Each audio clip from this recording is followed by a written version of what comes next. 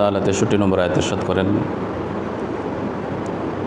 স্মরণ করো যখন আমি তোমাদের থেকে অর্থাৎ বনি ইসরায়েলদেরকে উদ্দেশ্য করে আল্লাহ তাআলা ইরশাদ করছেন যে আমি তোমাদের থেকে অঙ্গীকার গ্রহণ করেছিলাম। আল্লাহ রাব্বুল আলামিন যখন তাওরাত দান করেন তখন মুসা আলাইহিস সালাতু ওয়াস সালামের সাথে ৭০ জন বনি ইসরায়েল প্রতিনিধি তাওরাত আনতে তুর পাহাড়ে গিয়েছিল। আল্লাহ রাব্বুল আলামিন তখন তাওরাত দান করেন। উপস্থিত প্রতিনিধি ব্যক্তিরা এই দাবি করে যে আমরা সরাসরি আল্লাহর আওয়াজ শুনতে চাই। তখন আল্লাহ রাব্বুল আলামিন তাওরাত গ্রহণ করার নির্দেশনা দিলেন, তারা শুনল। সূরা বাকারার ৫৫ নম্বর আয়াতে চলে গিয়েছে। এক পর্যায়ে তারা এই দাবি উপস্থাপন করে যে এই আওয়াজ আল্লাহর আওয়াজ কিনা তা তো আমরা বুঝতে পারছি না, সরাসরি আমরা আল্লাহকে দেখতে চাই। এরপরে আল্লাহ রাব্বুল আলামিন তাদের উপর সাময়িক আযাব দান করেছিলেন, অর্থাৎ বিকট আওয়াজে তারা অচেতন হয়ে গিয়েছিল। কোনো কোনো বর্ণনা এসেছে তারা মৃত্যুবরণ করেছিল। পরবর্তীতে আল্লাহ রাব্বুল আলামিন মুসা আলাইহিস সালাতু ওয়াস সালামের দোয়ায় তাদেরকে আবার সুস্থ স্বাভাবিক জীবন দান করেন। তো সেখানে আল্লাহ রাব্বুল আলামিন অঙ্গীকার নিয়েছিলেন যে এই তাওরাত দিচ্ছি, তাওরাতের উপর আমল করতে হবে, কাজে পরিণত করতে হবে। এই বিষয়টি ৬৩ নম্বর আয়াতে ইরশাদ করেন যে স্মরণ করো যখন আমি তোমাদের কাছ থেকে অঙ্গীকার নিয়েছিলাম যে তাওরাত তোমরা গ্রহণ করবে। কিন্তু দেখা গেল ওই সমস্ত প্রতিনিধি ব্যক্তিরা যখন তাদের অন্যান্য লোকদের কাছে এসে বলল যে আল্লাহ তাআলা আমাদেরকে তাওরাত দিয়েছেন, তারা নিজেদের পক্ষ থেকে এই কথা জোরে দিল যে যেই বিষয়গুলো আমল করতে পারবে সেগুলি আমল করবে, আর যেগুলি কষ্টসাধ্য মনে হবে সেগুলি আল্লাহ তাআলা মাফ করে দিবেন।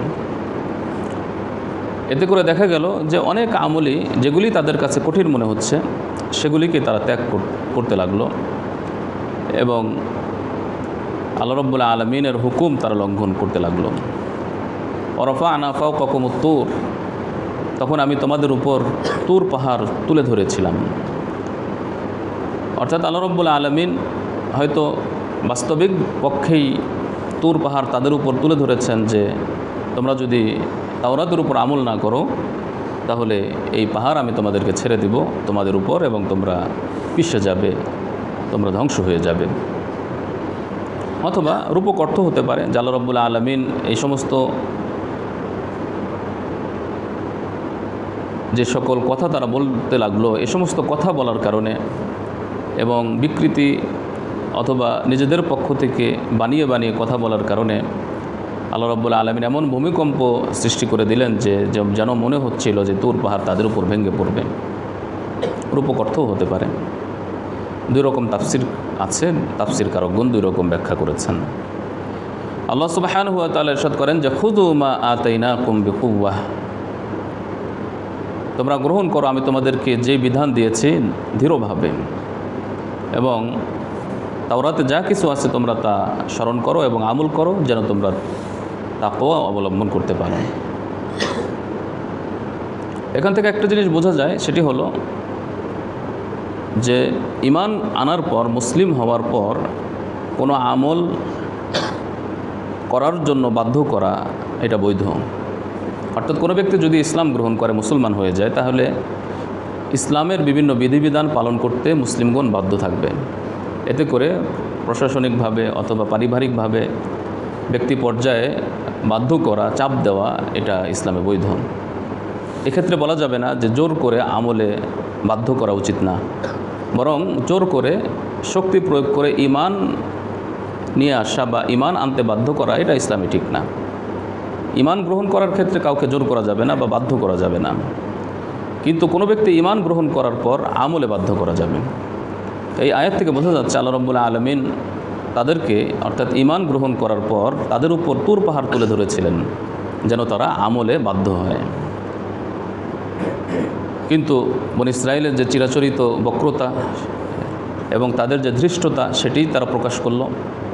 তারা আবার কিছুদিন পর থেকেই তাওরাতের উপর আমল ত্যাগ করল। আল্লাহ সুবহানাহু ওয়া তাআলা ইরশাদ করছেন যে আল্লাহ তাআলার দয়া এবং অনুগ্রহ যদি তোমাদের উপর না থাকতো তাহলে তোমরা ক্ষতিগ্রস্ত হয়ে যেতে, আল্লাহ তাআলা তোমাদেরকে ধ্বংস করে দিতেন। বনী ইসরাঈলদের আরেকটি ধৃষ্টতা এবং তাদের মন্দ আমল সম্পর্কে আল্লাহ তাআলা আলোচনা করেছেন, সেটি হলো শনিবারের দিন মাছ ধরার ব্যাপারে তাদের যে সীমালঙ্ঘন। দাউদ আলাইহিসসালাতু ওয়াসসালামের যুগে তাদের জন্য শনিবার সর্বপ্রকার কাজকর্ম, বিশেষ করে পরিশ্রম করে টাকা উপার্জন বা অন্য কোনোভাবে উপার্জন করতে নিষেধ করা হয়েছিল। নির্দিষ্ট করে বলতে গেলে উপকূলীয় এলাকাতে মাছ ধরতে নিষেধ করা হয়েছিল। কিন্তু তারা বিভিন্ন কৌশল অবলম্বন করে। প্রথম পর্যায়ে তারা এমন কৌশল অবলম্বন করত, সরাসরি মাছ ধরতো না, কিন্তু মাছ ধরার জন্য জাল পেতে রাখত অথবা আরও বিভিন্ন কৌশল অবলম্বন করত, যার দ্বারা মাছ আটকে যেত। পরবর্তীতে তারা সরাসরি এই হুকুম লঙ্ঘন করে শনিবার মাছ ধরতে তারা তৎপর হয়ে যায়। আল্লাহ সুবহানাহু ওয়া তাআলা তাদের এই সীমা লঙ্ঘন, অর্থাৎ এটা আল্লাহ তাআলার পক্ষ থেকে নির্দেশ ছিল এবং তাদের এই সীমা লঙ্ঘনের ব্যাপারে আলোচনা এসেছে। যদিও তৎকালীন সময়ে যারা নেককার এবং ভালো মানুষ ছিলেন তাদেরকে সতর্ক করেছিলেন, কিন্তু অধিকাংশ মানুষ সতর্ক হয় না। ফলে আল্লাহ রাব্বুল আলামিন তাদের উপর শাস্তি দেন এবং তাদের অনেককেই বানরে পরিণত করেন, শূকরে পরিণত করেন। এভাবে আল্লাহ রাব্বুল আলামিন তাদের উপর শাস্তি দিয়েছিলেন, এই বিষয়টিও আলোচনা এসেছে।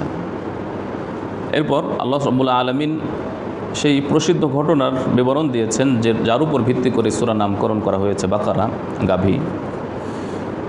বনী ইসরাঈলের একজন ব্যক্তি কোনো কারণে, তাফসিরে বলা হয়েছে যে মিরাসি সম্পত্তি আত্মসাৎ করার জন্য এক ব্যক্তিকে হত্যা করা হয়। হত্যাকারীকে এটি জানা যাচ্ছিল না। কোনো বর্ণনা এসেছে যিনি হত্যাকারী তিনি এসে মুসা আলাইহিসসালাতু ওয়াসসালামের কাছে আবেদন করলো যেন সে সকলের চোখে ভালো হয়ে যায়, যে হত্যাকারীকে বের করে দিন। মুসা আলাইহিসসালাতু ওয়াসসালাম আল্লাহ রাব্বুল আলামিনের নির্দেশ শোনালেন যে আল্লাহ তাআলা তোমাদেরকে নির্দেশ দিয়েছেন যে তোমরা একটি গাভী জবাই করবে। তখন এই কথা শুনে তারা আশ্চর্য প্রকাশ করলো এবং বলল যে আপনি কি আমাদেরকে নিয়ে ঠাট্টা বিদ্রুপ করছেন? আমরা আপনার কাছে হত্যাকারী জানতে চাচ্ছি আর আপনি গাভী জবাই করতে বলছেন। মুসা আলাইহিসসালাতু ওয়াসসালাম বললেন, আউযু বিল্লাহ, আমি আল্লাহর কাছে আশ্রয় চাই, আন আকুনা মিনাল জাহিলিন, যে আমি মূর্খদের অন্তর্ভুক্ত হব। মূর্খদের অন্তর্ভুক্ত হওয়া থেকে আমি আল্লাহর কাছে আশ্রয় গ্রহণ করছি। আমি এমন কথা কেন বলবো? বরং আল্লাহ রাব্বুল আলামিন এমনটি নির্দেশ দিয়েছেন। যদিও তাদের এই নির্দেশনা ছিল শর্তহীন, যে কোনো গাভী জবাই করলেই তারা তাদের উদ্দেশ্য সফল হতে পারত, কিন্তু তারা প্রশ্ন করে বিষয়টি জটিল করার কারণে আল্লাহ তাআলাও বিভিন্ন শর্ত আরোপ করলেন এবং তাদের পক্ষে এরকম গাভী খুঁজে পেতে খুব কষ্ট হয়ে যায়। তার বিবরণ আল্লাহ তাআলা দিচ্ছেন। তারা আরও আবেদন করলো যে আপনি আল্লাহর কাছে দোয়া করুন, তিনি যেন আমাদেরকে বলে দেন যে গাভী কেমন হবে। আল্লাহ সুবহানাহু ওয়া তাআলা ইরশাদ করলেন যে গাভী হবে অত্যধিক বৃদ্ধও হবে না, বাছুরও হবে না, মধ্যম বয়সের হবে। তোমাদেরকে যে নির্দেশনা দেওয়া হচ্ছে তোমরা সেটি পালন করো। তারা আবার আবেদন করলো যে হে নবী, আপনি আল্লাহর কাছে দোয়া করুন, ইউবাইয়িন লানা মা লাউনুহা, তিনি যেন আমাদের কাছে বয়ান করে দেন, বর্ণনা করেন, মা লাউনুহা, তার লাউন, তার রং কী। তখন তিনি বললেন যে আল্লাহ তাআলা এই নির্দেশনা দেন যে সেটি হলো এমন গাভী হবে যার রং হবে পীতবর্ণ, গাঢ়, উজ্জ্বল, যা দর্শকদের আনন্দিত করবে। এরকম গাঢ় পীতবর্ণের গাভী হতে হবে। তখন তারা আবার আবেদন করল, উদউ লানা রব্বাক, আপনি আমাদের জন্য আপনার রবের কাছে দোয়া করুন, ইউবাইয়িন লানা মাহি, তিনি যেন আমাদেরকে বর্ণনা করে দেন যে সেটা কেমন হবে। ইন্নাল বাকারা তাশাবাহা আলাইনা, গাভীটি তো আমাদের কাছে সন্দেহপূর্ণ হয়ে যাচ্ছে, আমরা কোন গাভী জবাই করব। পাশাপাশি তারা এই কথাও বলে, ওয়া ইন্না ইনশাআল্লাহু লামুহতাদুন, ইনশাআল্লাহ আমরা সঠিক পথ পাব। হতে পারে যে ইনশাআল্লাহ বলার কারণে আল্লাহ তাআলা তাদেরকে গাভী জবাই করার জন্য সুযোগ এবং তৌফিক দিয়েছিলেন। আল্লাহ সুবহানাহু ওয়া তাআলার পক্ষ থেকে বলা হলো, ইন্নাহা বাকারাতুন, সেটি এমন গাভী হবে যা কোনো কাজে ব্যবহৃত হয় নাই, বিশেষ করে জমিন লাঙ্গল চালানোর ক্ষেত্রে, ওয়ালা তাসকিল হারস, এবং জমিনে পানি সেচনের ক্ষেত্রে সে গাভী ব্যবহৃত হয়নি। মুসাল্লামাতুন, সেটি সুস্থ, লা শিয়াতা ফিহা, কোনো প্রকার ত্রুটি থেকে মুক্ত, এমন গাভী আল্লাহ তাআলা জবাই করার নির্দেশনা দিয়েছেন। তখন তারা বলল, আল আন, এখন জিতা বিল হক, আপনি সঠিক বিষয় নিয়ে এসেছেন, আমাদের কাছে এখন বিষয়টি পরিষ্কার হয়ে গিয়েছে। ফাযাবাহুহা ওয়া মা কাদু ইয়াফআলুন, তারা গাভীটি খুঁজে পেল, অর্থাৎ আল্লাহ তাআলাই তাদের সে তৌফিক দিয়েছেন।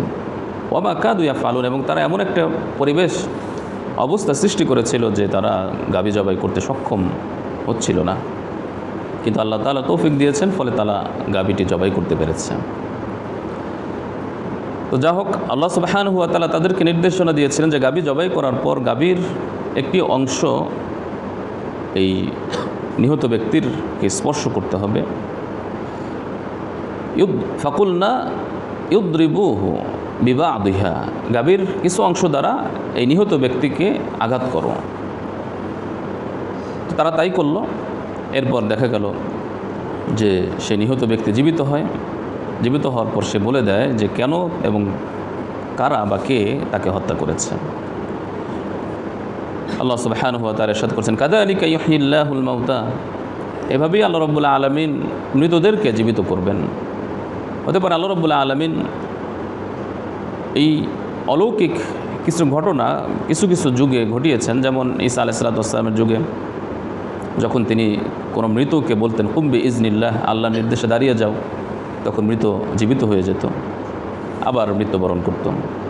ঠিক তেমনিভাবে বনী ইসরাঈলের এই ঘটনার মাধ্যমে আল্লাহ তাআলা আমাদেরকে এই বিষয়টি পরিষ্কারভাবে উপস্থাপন করলেন যে আল্লাহর কাছে পুনরুত্থান, পুনরায় জীবিত করা, এটা পরকালে তো কোনো বিষয়ই না, এই দুনিয়াতেও দুই একটি ঘটনা ঘটিয়ে দিয়েছেন যেন মানুষ অনুধাবন করতে পারে যে পরকালে পুনরুত্থান অত্যন্ত সহজ। আল্লাহ তাআলা পুনরায় মানুষদেরকে জীবন দিবেন। ওয়া ইউরিকুম আয়াতিহি লাআল্লাকুম তাকিলুন, এভাবে আল্লাহ রাব্বুল আলামিন তার আয়াত এবং নিদর্শনকে প্রদর্শন করেন যেন তোমরা অনুধাবন করতে পারো। এরপর আল্লাহ রাব্বুল আলামিন বনী ইসরাঈল ইহুদিদের কতিপয় মন্দ বৈশিষ্ট্যের কথা উল্লেখ করেছেন যে তারা এত কিছু দেখার পর, এত নিদর্শন পাওয়ার পরও এমন এমন কাজ এবং ধৃষ্টতাপূর্ণ আচরণ করেছে যার কারণে তাদের অন্তর পাষাণ হয়ে গিয়েছে। সুম্মা কাসাত কুলুবুকুম মিন বাদি যালিক, এত ঘটনার পরও তাদের অন্তর, তোমাদের অন্তর পাষাণ হয়ে গিয়েছে। ফাহিয়া কাল হিজারা, পাথরের ন্যায়। আও আসাদ্দু কাসওয়া, অথবা তার থেকেও আরও বেশি পাষাণ। অথচ এমন এমন পাথর আছে, লামা ইয়াতাফাজ্জারু মিনহুল আনহার, যে পাথর থেকে নহর জারি হয়। যেমন এর আগে ঘটনা গিয়েছে, মুসা আলাইহিস সালামের কাছে যখন পানির আবেদন করা হয়, আল্লাহ রাব্বুল আলামিন এর নির্দেশে তিনি লাঠি দিয়ে পাথরে আঘাত করেন এবং সেখান থেকে ঝর্ণা প্রবাহিত হয়। অথবা এরকম অনেক পাথর আমরা মাঝে মাঝে দেখতে পাই যে পাথর দ্বিখণ্ডিত করার পর ভিতর থেকে পানি বের হয়। তো পাথর সেটি শক্ত এবং পাষাণ, অথচ তার থেকেও পানি বের হয়। অথচ তোমাদের অন্তর এত পাষাণ হয়ে গিয়েছে যে তোমাদের চোখ থেকে অশ্রু প্রবাহিত হয় না। ওয়া ইন্না মিনহা লামা ইয়াশাক্কাকু ফায়াখরুজু মিনহুল মা, অনেক এমন পাথর আছে পাহাড়ের চূড়া থেকে যখন নিচে পড়ে গিয়ে দ্বিখণ্ডিত হয়ে যায় সেখান থেকে পানি বের হয়। ওয়া ইন্না মিনহা লামা ইয়াহবিতু মিন খাশিয়াতিল্লাহ, কখনো কখনো পাথর আল্লাহর ভয়ে নিচে গড়ে পড়ে যায়। এ থেকে বোঝা যায় যে পাথর নির্জীব জড় পদার্থ হলেও তার মাঝে কিছুটা বুঝ ক্ষমতা অথবা অনুভূতি ক্ষমতা আল্লাহ তাআলা দিয়েছেন। প্রত্যেকটি জড় পদার্থেরই তার নিজ নিজ বৈশিষ্ট্য অনুপাতে তাদের মাঝে এরকম প্রকৃতি আল্লাহ তাআলা দিয়েছেন যে প্রত্যেকে যার যার অবস্থান থেকে সে অনুধাবন করতে পারে। এজন্য সূরা বনী ইসরাঈল আল্লাহ তাআলা বলেন যে এমন কোনো বস্তু নাই যে আল্লাহর তাসবিহ পাঠ করে না। প্রত্যেকটি যার যার অবস্থান থেকে যার যার প্রকৃতি অনুপাতে আল্লাহ তাআলা তাসবিহ পাঠ করে এবং তাদের নিজস্ব কিছু অনুভূতি আল্লাহ তাআলা দিয়েছেন। হাদিসে এসেছে রাসূলুল্লাহ সাল্লাল্লাহু আলাইহি সাল্লাম বলেন যে আমি ওই সকল পাথর চিনি, নবুয়তের পূর্বেও ওই সকল পাথররা আমাকে সালাম দিত। তো বোঝা যায় যে তাদের প্রত্যেকের নিজ নিজ অবস্থা অনুপাতে আল্লাহ তাআলা কিছু বৈশিষ্ট্য দিয়েছিলেন, অনুভূতি দিয়েছেন। তো এখান থেকে যে বিষয়টি আল্লাহ তাআলা নির্দেশনা দিচ্ছেন সেটি হলো অন্তরকে বিগলিত করতে হবে আল্লাহর জিকিরে, ইবাদত বন্দেগীর মাধ্যমে। হাদিসে এসেছে এক সাহাবী এসে বললেন যে আল্লাহর রাসূল, আমার অন্তর পাষাণ হয়ে গিয়েছে, আমি কি করব? রাসূলুল্লাহ সাল্লাল্লাহু আলাইহি ওয়াসাল্লাম বললেন যে এতিমদেরকে ভালোবাসো, এতিমদের মাথায় হাত বুলাও, তাদের সাহায্য করো, সহযোগিতা করো, তাহলে তোমার অন্তর বিগলিত হয়ে যাবে। আল্লাহ সুবহানাহু ওয়া তাআলা ইহুদিদের এই বৈশিষ্ট্য উল্লেখ করে আমাদেরকে সতর্ক করছেন যে অন্তরকে বিগলিত রাখতে হবে, আল্লাহর ইবাদতে নিমগ্ন রাখতে হবে। মুমিন মুসলিমগণ তারা খুব কামনা করতেন যে আশেপাশে যে সকল ইহুদিরা আছে তারাও ইমানদার হয়ে যাক। আল্লাহ সুবহানাহু ওয়া তাআলা ইরশাদ করছেন যে আল্লাহ তাআলা তিনি ফয়সালা দিয়েছেন যে সবাই ঈমান আনবে তা নয়। আফাতাতমাউনা আন ইউমিনু লাকুম, তোমরা কি কামনা করছো যে তারা ইমানদার হয়ে যাক? ওয়াকাদ কানা ফারিকুম মিনহুম ইয়াসমাউনা কালামাল্লাহ, অথচ তাদের থেকে ঈমান এর আশা করাটা বোকামি, কারণ তারা নিজেরা কোরআন শোনে, আল্লাহর কালাম শোনে, তাদের কাছেও আল্লাহর কালাম নাজিল হয়েছিল, কিন্তু তারা সেটার কদর করে নাই, বরং তারা সেটাকে পরিবর্ধন করেছে, বিকৃত সাধিত করেছে, যার কারণে তারা ঈমান থেকে অনেক দূরে।